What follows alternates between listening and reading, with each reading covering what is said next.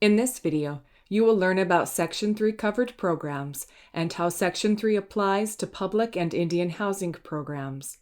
Many HUD-funded programs are covered by Section 3.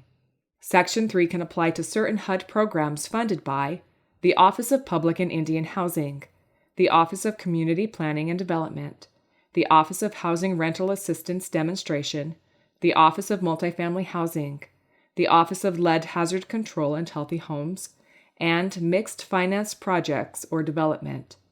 For public housing financial assistance, there are no thresholds under Section 3. That means that Section 3 applies to all funding, regardless of the amount of funds expended or the size of a contract. For public and Indian housing programs, Section 3 applies to 1. Public housing capital funds, 2. Public housing operating funds, 3. Pre-development costs for RAD pre-conversion work using covered public housing funds and RAD post-conversion contractually obligated activities. Note that Section 3 does not apply to Section 8 rental assistance.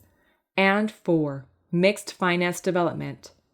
For mixed finance development projects, Section 3 applies to the entire project, regardless of whether the project is fully or partially funded with public housing financial assistance. Section 3 also applies to choice neighborhoods and Section 8 under certain circumstances.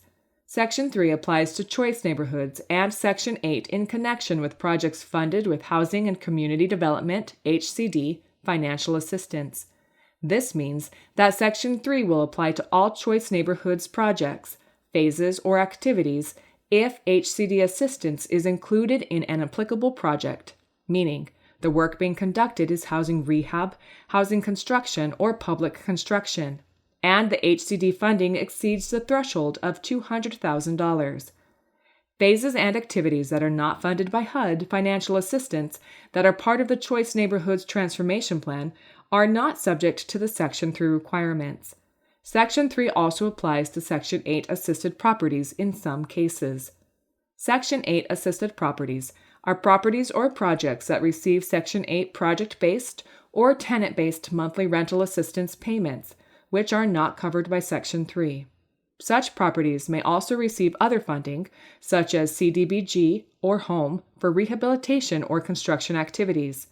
If a property receives over $200,000 of HCD assistance, Subpart C of the Section 3 requirements apply.